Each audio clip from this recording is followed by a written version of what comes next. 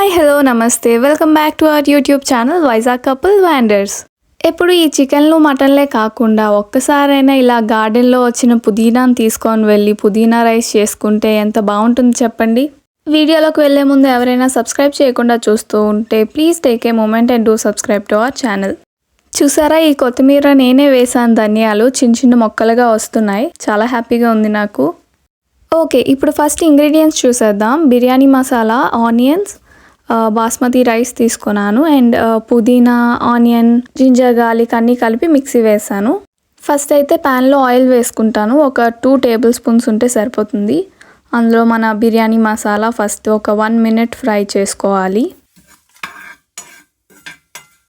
Next అందులోనే onions వేసుకొని fry చేసుకోవాలి.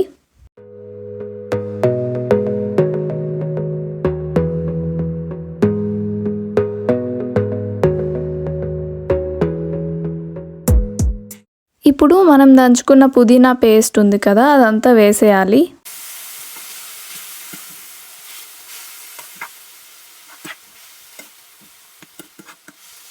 ఆ మిక్చర్ అంతా కొంచెం బాగా ఫ్రై అయిన తర్వాత అందులోని సాల్ట్ అండ్ పసుపు కూడా వేసుకొని కలుపుకోవాలి.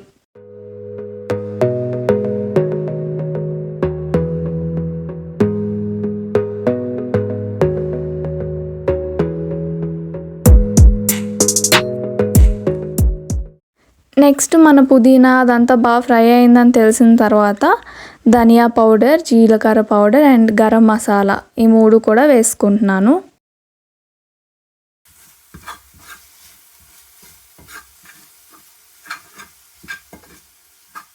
నేను మిరపకాయ వేయలేదు కాబట్టి కొంచెం కారం వేసుకుంటున్నాను.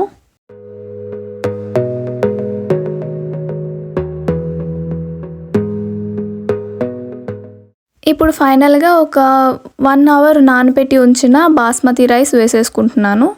ఇప్పుడు ఈ రైస్ని మనం చేసుకున్న మసాలా అంతటితో బాగా కలిసేలాగా ఫ్రై చేసుకోవాలి.